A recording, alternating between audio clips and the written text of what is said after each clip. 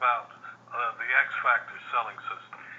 Absolutely, Don. The X Factor selling system is perfect for small business owners for the simple fact that we're in hard times right now. And right now, people have had a chance to cut costs, which they probably have done over the years. But now the next challenge is to increase sales. And that's what the X Factor does, show you how to increase sales by better understanding your customers. Well, yes, but I'll go into a little bit more detail. You said earlier about the 4 Ps. And the 4 Ps are what motivates all of us. And they are identified as people, which are people that are people-centric. They are into relationships, recognition, and they can really connect one-on-one with people. Then there's process. Some people like things easier or done a certain way, and that's what motivates them. Another one is product, which is simply brand loyalty for a certain product or brand, very simple. And the last is price. Those are people that tend to be more financially motivated. And people think in small business, if price was the leader, then if you had the lowest price, you would have 100% market share. But that's never the case. So it's not always about price. So you identify whatever the 4 Ps are, identify the X factor by utilizing those 4 Ps, and then close it for the business. Well, a small business by definition is closer to the customer than a large corporation, despite many millions of dollars in efforts. How does your system help a small business leader? It's even more critical for small businesses to adapt the X Factor selling system for the simple fact that they are working directly one-on-one with the customer, or they're employing family members, friends, and so forth. So it's not just critical for them, but critical for the people that they support. So the fact that they deal directly with the client, they need to identify what's motivated for that client and then close for the business. Because if clients are looking for elsewhere where you can't compete on price because you're a small business, you need to find out what their X factor is to motivate them to not only secure that business, but to grow their business with that particular client. Well, for instance, I much prefer my local druggist to CVS, and it's solely based on customer service. But how do you instill it into a small business leader, instilling it into their employees? So first you need to have, again, I wish everybody took the X Factor selling system, or at the very least read the book, for the simple fact that whether it's a frontline person answering the phones, all the way up to the CEO, there needs to be a culture that wins and a culture that is customer-centric. The second part of the equation is they need to be able to execute on that plan. It's great to have a plan in place, but you need to execute on that plan. So once you identify what the culture of your team is and your mission, execute on that plan and you'll win 9 out of 10 times. Well, when you say the culture of your team, what do you mean by that? Well, for example, the mission at the X Factor selling system is to inspire greatness. So we have that bucket. Does this inspire greatness? Yes. If it doesn't, it's just not addressed and it's not involved with our team. So if we're working closely to our mission in every turn, we will be not just more profitable, but more sustainable to our customers and provide a better service. So I would first identify the mission and vision of your organization, whatever that may be, and then make sure that everyone knows that mission and make sure they're living it each and every day, not just them, but also their people that work for them. Well, tell people about your book.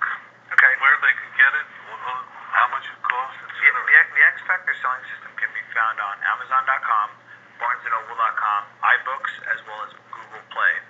So the costs range from $3.50 for the ebook, and the paperback is about $11.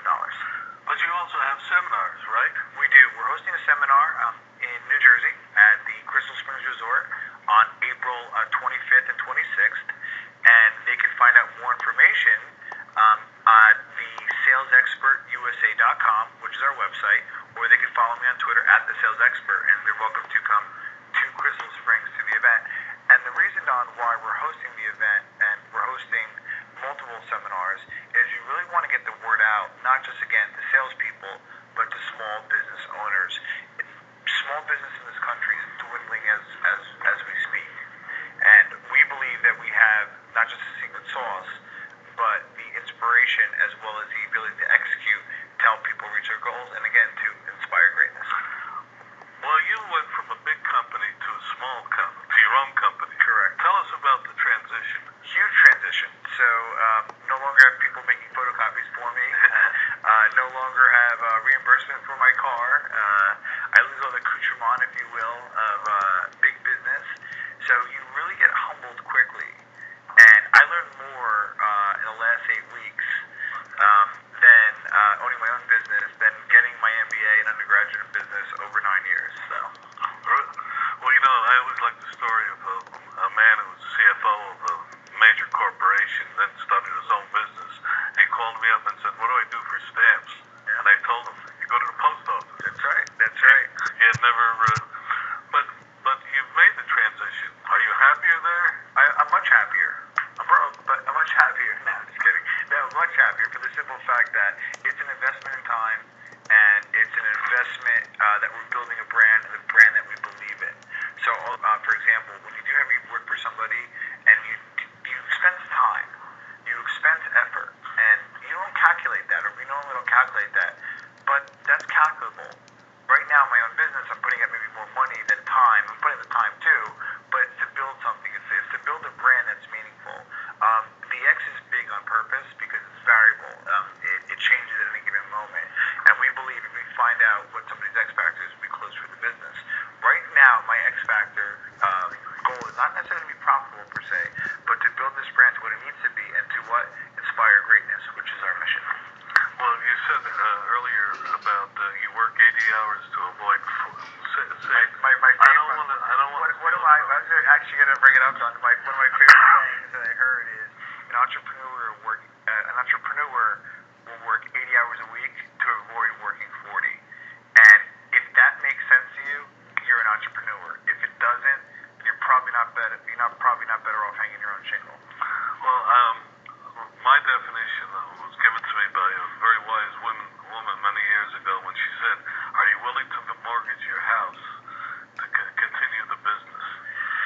My wife asked me a very important question yesterday, and she's an entrepreneur as well, more supportive of my entrepreneurial ventures. And she made a comment and a question. She meant it the right way.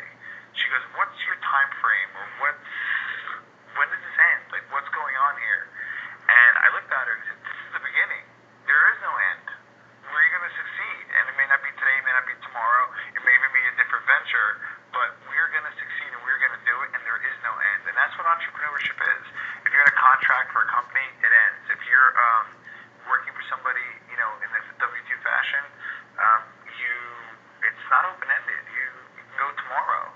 With this, there is no end, and that's what I'm looking for to find an entrepreneur. It's not to get to the end, but to get to the point where I can say succeeded and bring it to the next level. And I love to employ people as well, so I would love to hire more people and provide jobs and provide people to, again, help them inspire greatness.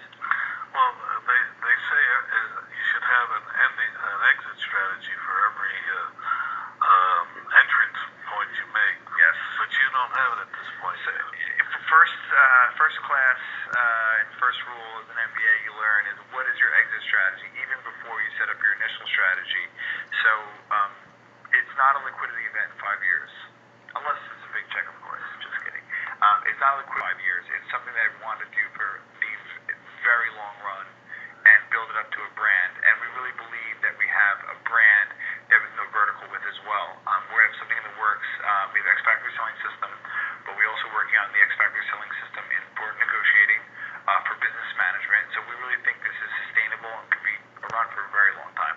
So my exit strategy is probably to hopefully do this for 20 years and then hopefully retire. Well, see, now that's very interesting. You have the next steps, at least in your mind, planned out. Yes. That's always when we talk with small businesses. Sometimes we ask them, "Well, what's next?" And they look at you with a blank face. Well, initially, I wanted to grow, vertically in a sense where I said, okay, great, what can we do with this franchise? And we are offering seminars, and we do, again,